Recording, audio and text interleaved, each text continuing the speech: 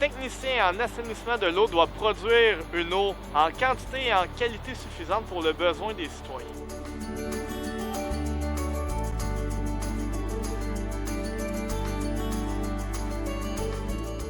Bonjour, je me présente, Annie Pronovo.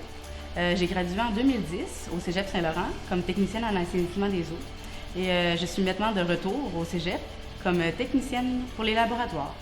Ce qui m'a amenée vers assainissement des eaux, c'est vraiment ma soif d'apprendre par rapport à tout le domaine. Alors, à l'intérieur du programme, on est amené à faire beaucoup de choses très intéressantes. On va sur des rivières, sur des lacs, on fait de l'échantillonnage, on va sur les berges, on visite des usines. Puis la beauté de tout ça, c'est que à peu près 40% du temps de classe, on le passe en travaux pratiques.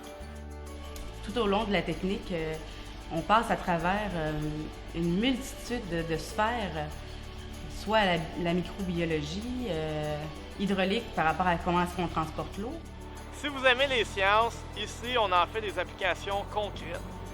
Dans le programme, vous allez développer des compétences extraordinaires. Et c'est pas une finalité en soi. Ça vous permet de poursuivre vers des études universitaires, notamment dans le domaine de l'ingénierie.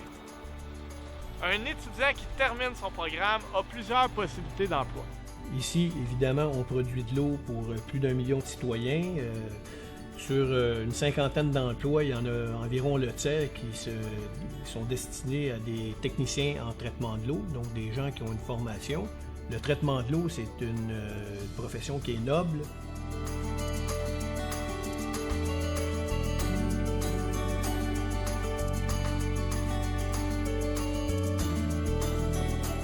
Dans une usine de l'ampleur de l'usine des Baillets, je vous dirais qu'il y a 3 catégories de postes qui peuvent s'adresser à des techniciens en traitement de l'eau.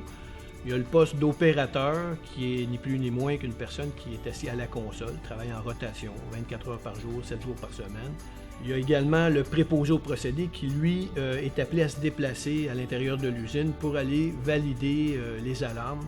Et il y a une 3e catégorie d'emploi qui serait l'agent technique. L'agent technique travaille de concert avec l'ingénieur d'usine. L'agent technique est une personne ressource pour planifier les interventions sur le terrain.